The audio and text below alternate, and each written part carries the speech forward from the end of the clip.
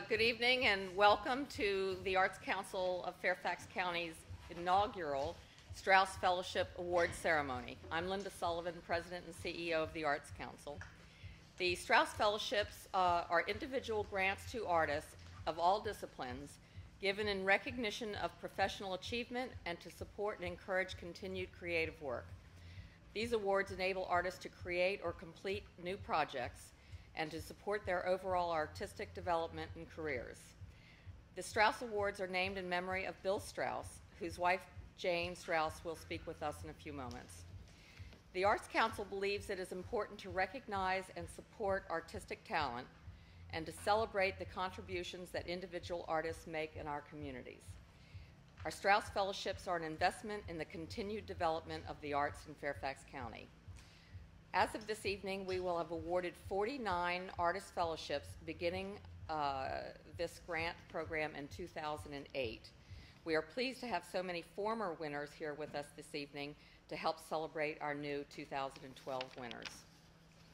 As one of our growing services to the arts community, we recently announced the Arts Council's partnership with the USA Artists, which is an online community where accomplished artists can post projects.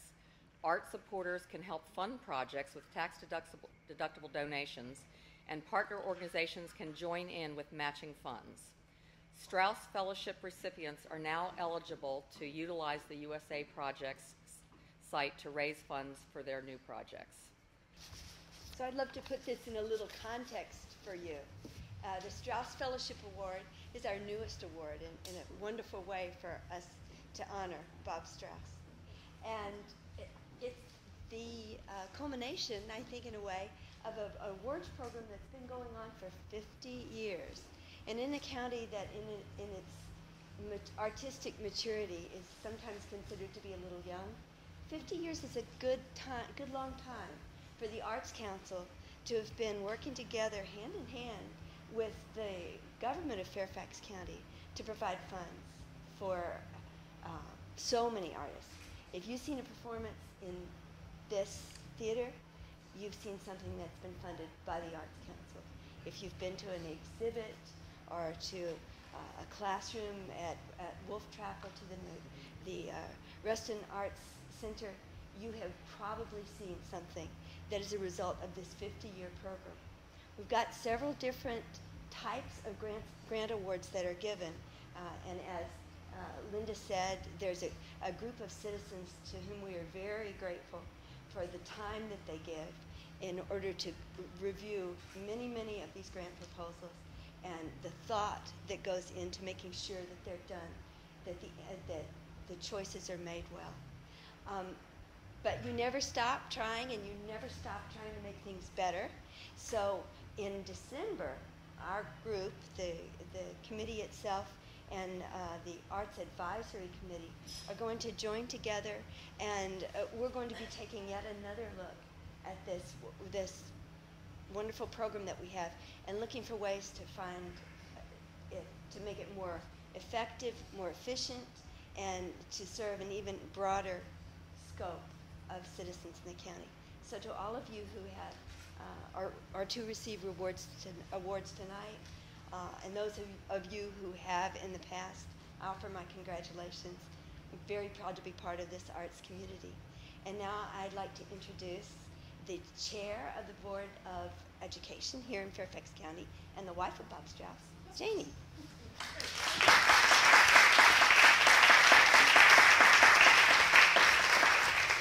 Thank you. I want to thank the Arts Council for naming this fellowship program after my husband, Bill Strauss. It is a tremendous honor. Bill was an unusual guy. He was a communicator. He was an artist.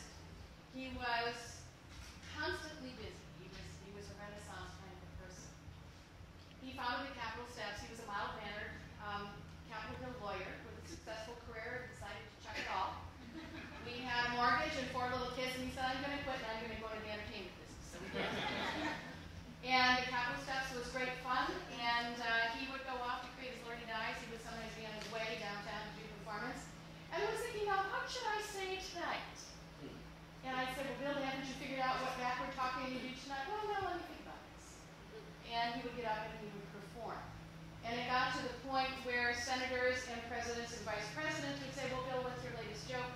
haven't done anything bad about me lately, I wish you would. So, and then, as he tired of that, he began writing books on generations, and he actually named the millennial generation, his favorite group of kids. And he wrote the seminal work on the whole idea of generations and using the concept of generations as a lens to which help us explain who we are, what we are doing, politics, current events. And then he decided he needed to do a little more. And after he was diagnosed with cancer, he became much more active in the arts, particularly with children. And is my role as an educator, Chris, you know, I am a strong supporter of the arts. The arts transcend time, place, language. It is part of the core of our instruction for our children.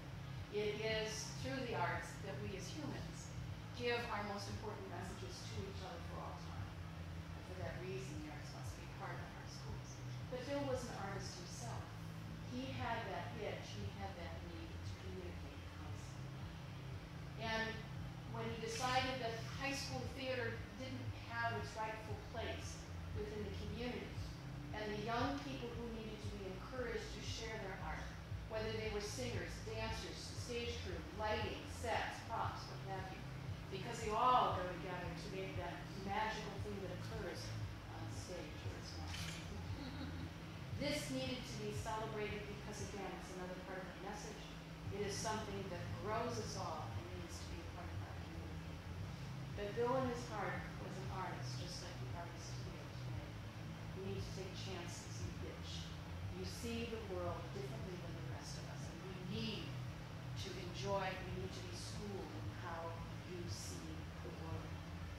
Bill took things in, but it was what it had to get out.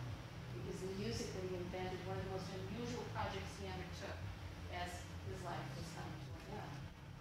He took the life's work of a musician, of a composer that he loved. The guy's name was Strauss. Bill took the guy's life's work. He wrote a play around it. And another friend of his who had a wonderful sound studio. Bill took Peter Caver's life's work, digitized it, separated it into 26 tracks, and rewrote the most beautiful music. He wrote 40 pieces.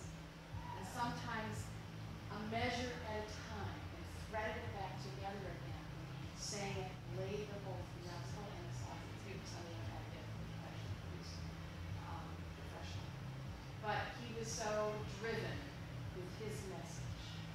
With the kids, with the Kathy kids, he helped them write 2 musicals, 2 plays, and a movie. And again, as an artist, he always felt, if I can get you guys together, if I can teach these kids to write script, if I can teach them to write music, to teach them to put up a show, we're going to do it. And the kids, it was like the Pied Piper. They would come, and he did it. 2 weeks ago, one of those very early projects, when he was in college, he was very much part of the civil rights movement.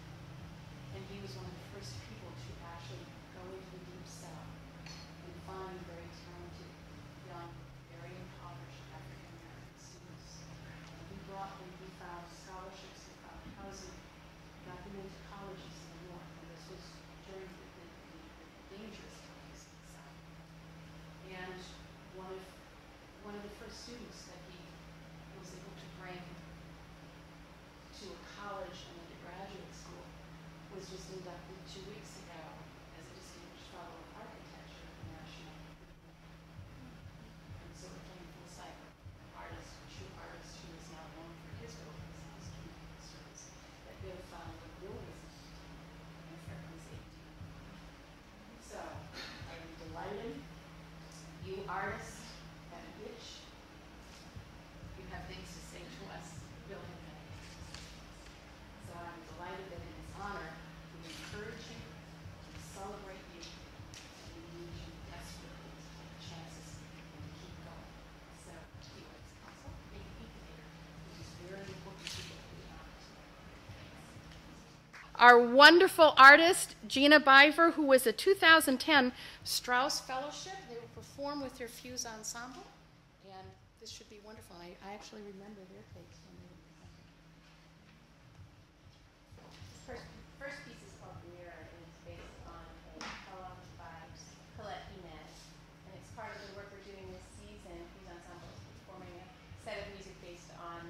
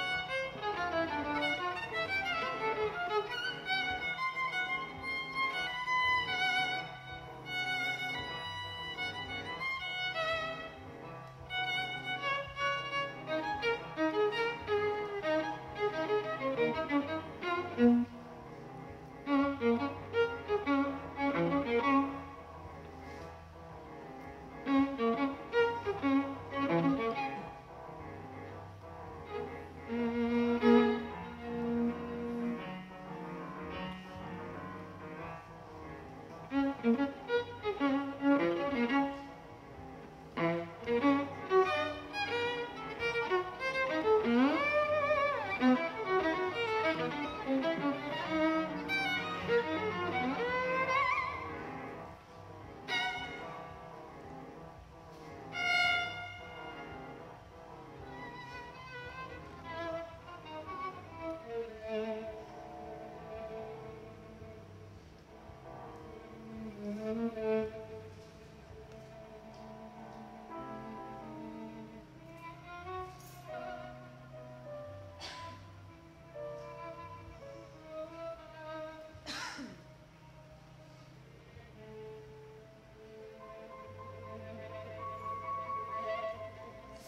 looks back each time I move.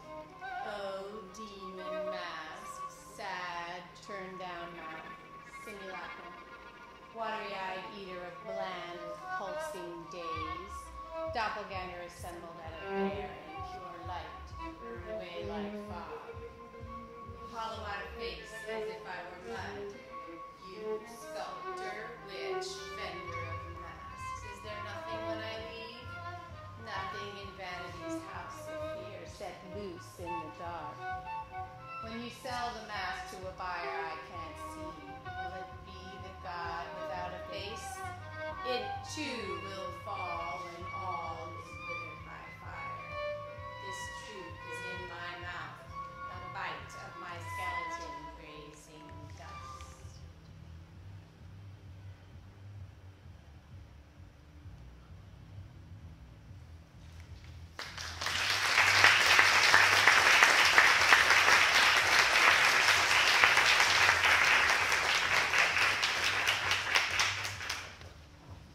This next piece is called Parallels. It's from our last season. It is for cello and music box instrument, which is something I had made. There's a group of sculptors over at George Mason that put it together for me. I wanted to try and find a way of connecting a lot of music boxes so that they would all roll at the same time. And then I had to cut some paper and find this long, well, it was actually a really wide piece that I had to fit exactly right, and then hole punch the notes, which took a lot of trial and error to get it just so. That's what this is showing here. And it takes a lot of technique. I worked really hard on it.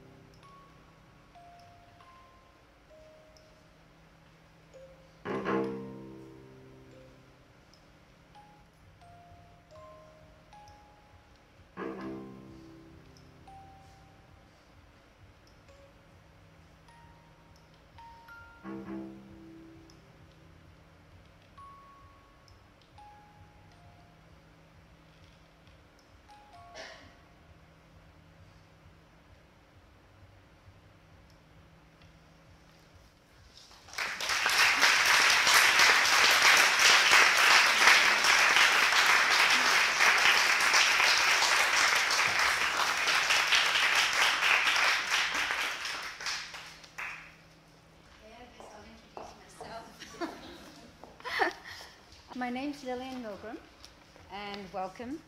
And after I finish my talk, I think you'll know quite a lot about me. I've become quite adept at setting up home and studio in new locations. I've done it in Australia, in France, in Israel, and in the United States. And when I arrive in a new city, I always look for the local art community, and I try to instinctively seek that out. And that's only natural, because apart from really enjoying being exposed to the new art, the music, the theater, I've discovered, and obviously it's clear, that the most interesting people seem to gravitate to those places also. And no matter what the culture, no matter what the language, there is a universal and common language for a love of culture and an open exchange of ideas, and that's what I am seeking out when I come to a new location. When I arrived in Fairfax, I have to admit that it was initially quite difficult to find the really tangible sense of artist community, especially outside of the Beltway. I felt quite isolated and despairing, and I didn't know quite what to do, but with persistence and quite relentless hard work, my career did take off in this area as well, and I'm proud to say that I have participated in over 50 local, national, international, solo and group shows in the 8 years since I've been here. So it's been a lot of hard work, but very rewarding. Today, though, I still feel that there's a need for a stronger and more established, connected community of artists in Fairfax County. And this is precisely why the Arts Council of Fairfax County plays such a critical role. By supporting those organizations that in turn support individual artists, it fosters an environment for creativity and for artistic dialogue. Now, without getting too melodramatic, I truly believe, as you touched upon, that art nourishes the roots of our culture. And so it behooves us to nurture and to invest in the artists of our community. And I applaud the Strauss Fellowship Awards for that, and their stated mission, which I'll repeat, which is to support and encourage Fairfax County's finest creative artists in all disciplines and recognize professional working artists' achievements and their demonstrated history of accomplishments. Working in any creative discipline is largely a solitary endeavor, and sometimes it feels like you're working in a vacuum. Self-doubt and rejection come as part of the whole experience. So by rewarding and promoting local talent, the Strauss Fellowships actually enable a number of really deserving artists to continue their pursuit of their creative work. And tonight we celebrate the 2012 recipients and the winners. I was one of those fortunate recipients. I call myself a visual artist, which is really an umbrella term which embraces my very broad artistic practice. I paint, I work in sculpture, I do video and installation, and I also write on the arts. So receiving the award was extremely encouraging and affirming, totally affirming, and a welcome acknowledgement for my efforts, which I'm sure every recipient feels. And I know for a fact that the award helped pave the way for future opportunities that I sought to pursue. But what I really want to talk to you about tonight is serendipity. Because, again, as you said, when opportunities come our way, it's so important to take those chances. And my visual arts career did not take the conventional path, and so I relied on serendipity an awful lot to get me where I am today. And if you'll bear with me, I would like to share a story which illustrates this point, but I'm warning you that there are a lot of twists and turns, and you might have to concentrate on what I'm saying. So the story begins thus. It all began about 2 years ago when I applied for an artist residency at the Cité des Arts in Paris. Well, my proposal was rejected. What was my proposal? It was to explore the murky and I feel very relevant subject of sexuality and aging. And it's kind of ironic that part of the reason I found out later was that I was rejected was because of my age. Okay. So anyway, I was totally dejected, but I was still burning to do this, and what better place to explore this subject than in Paris? So I remembered that an artist friend of mine in Israel had told me about a woman who occasionally offers her Parisian loft to visiting artists. I followed up with this generous patron, mentioning, of course, my fellowship award. And a few months later, I found myself in Paris for an extended stay, without so much as a clue as to how or where to begin my project. On my second day there, I visited the d'Orsay Museum to see, amongst other masterpieces, L'Origine du Monde, The Origin of the World, painted by Gustave Courbet in 1866.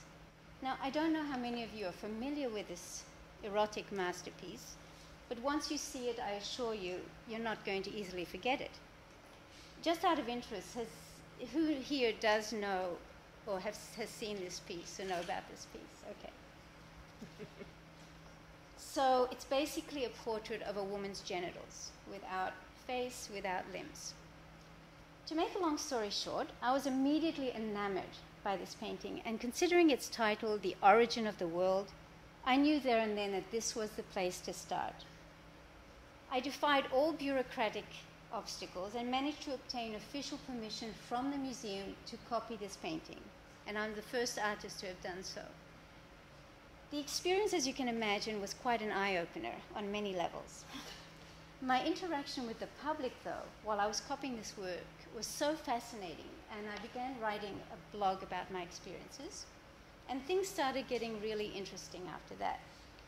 A collector of my work from DC was visiting Paris and suggested we meet for coffee at the museum, and she happened to bring along with her a friend who happened to be the editor of Bonjour Paris, which is a publication about Paris. This editor became very interested in my project and read my blog, and soon I was moonlighting as the arts writer for Bonjour Paris. Okay? The exposure from this writing gig led to some very interesting prospects, some of which I'll share with you. While still in Paris, I was contacted by a beautiful young poet who was compiling an anthology on the uterus. I guess considering I was in essence copying a painting of a vagina, she figured that I might have something to say about the uterus, which I did. Okay, fast forward 18 months, and the book Dans le ventre des femmes has just been released in Paris, and there is now talk of a group exhibition in Paris in October by the artists who participated in this book. So are you getting the gist about serendipity? Because it just gets better. While I was painting at the d'Orsay Museum, I felt that it was imperative to film the experience, and I collaborated with a local videographer to capture the interaction I was having with the public. This documentary video is actually, as we speak, on its way to an international arts festival in Edinburgh. So that's really wonderful.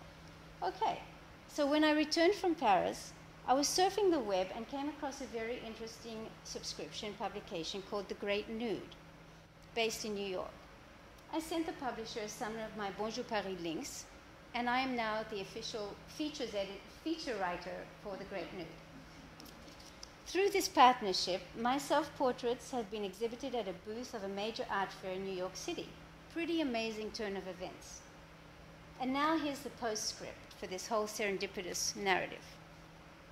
3 days ago, I was contacted by Harriet Welty Rochefort, the author of French Toast and French Fried. I don't know if any of you have read it. They're pretty good books. She was requesting permission to quote me in her third upcoming book. Which brings me to the concluding part of this little narrative. Going by the response to my Parisian experiences, I decided to undertake the monumental task of writing a book about the many adventures that I had while intimately engaged with Courbet's iconic painting. My first few chapters have gotten some nibbles from agents, but I just don't have time to dedicate myself to completing it. So perhaps it's time to think about applying for the next Strauss Fellowship. Anyway, if there's one recommendation I would propose to ensure the lasting impact of the Strauss Fellowship Awards, it would be to extend its role beyond just bestowing of the generous awards. Offering greater opportunities for the applicants to network would fulfill a real need within the local arts community. wonderful things happen when you get a bunch of creative people together in the same place. And a perfect example is last year's Strauss Alumni Reunion, organized by the Arts Council of Fairfax at Goodwin House in Arlington. And it was a particularly productive afternoon for me. Again, I would put it down to serendipity. It was at this event that I met Gina Beaver, who, her work, it's still like playing in my mind, who agreed to let me use one of her very original soundtracks on a re-edit of a short film that I had filmed in Israel several years ago. I also met on the same day Linda Smith-Booge, the arts director at Goodwin House and the director of its beautiful gallery there. And I guess you wouldn't be surprised at this stage to learn that Linda will be organizing my one-woman show in September entitled Chez Mes Amis, featuring none other than the portraits of my friends that I made in Paris. So I hope to see you all at the opening. In fact, my presence here tonight can be traced directly back to that afternoon. So I'd like to take this opportunity to thank Lisa Merriam and the Arts Council of Fairfax County for inviting me to address all of you tonight. Congratulations to the new winners. And whether you want to call it chance, the winds of fate, or sheer coincidence, remember to look out for and invite serendipity into your lives. You'll be a lot richer for it. Thank you.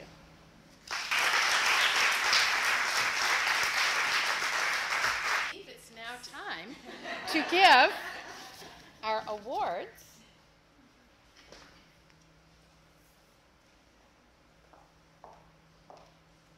And I believe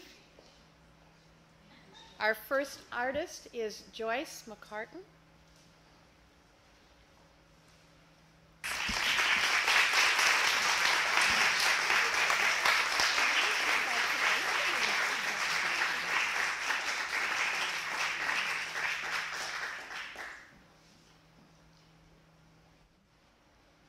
And our next awardee is Dan Brady. I am not sure that he is here this evening. Gives you okay. Our next awardee is Catherine Day.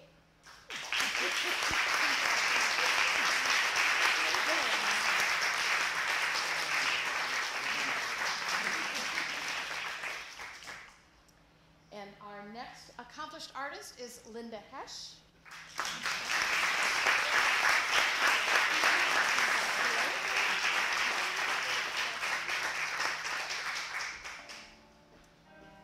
Next is Sean Pfluger.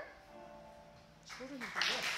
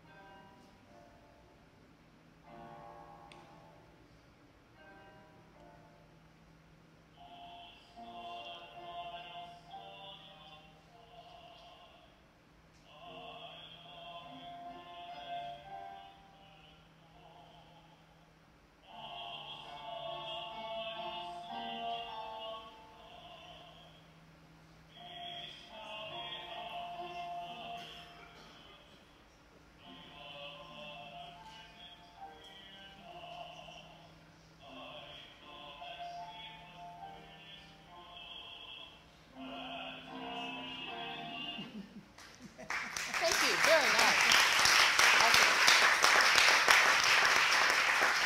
Our next artist is Erica Robler. Dance. Excited.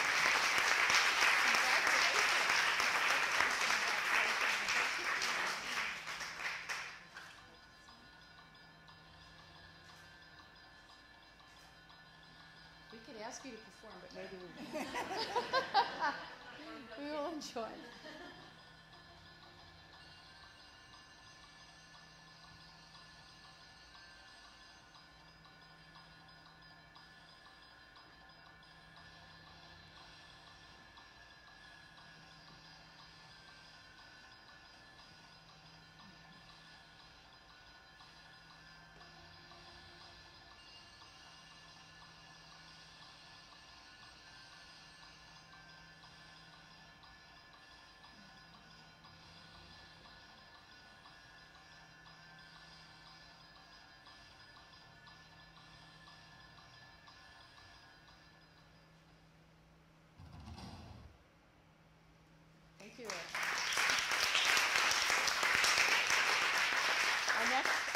next is Fierce Sonia.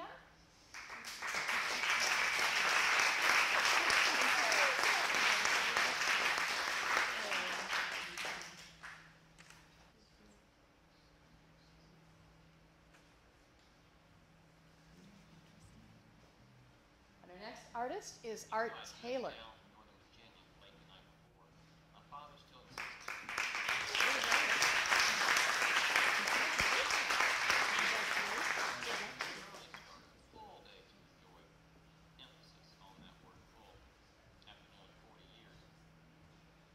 And our next artist is Seymour Weingrovitz.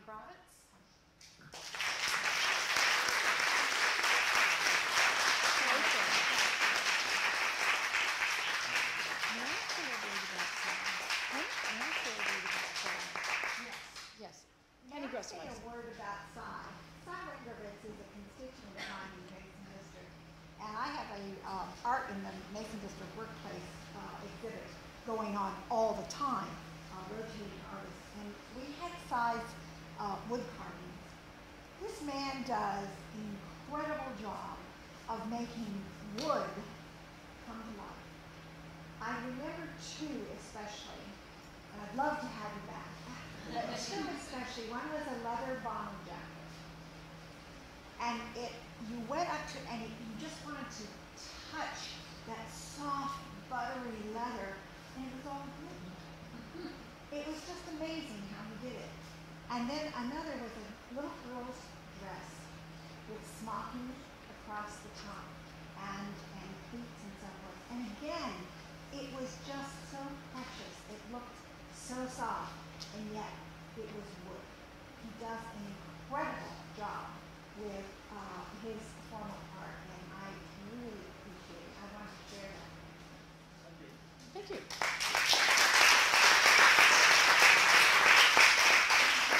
Good. And I believe that's it. Congratulations to you all. Thank you for sharing. Thank you for taking risks and showing us what you see within yourself. It's fighting serendipity. Yes, absolutely. Absolutely. Love it. Thank you. And join us for a reception out front, and really get to know some people because you never know.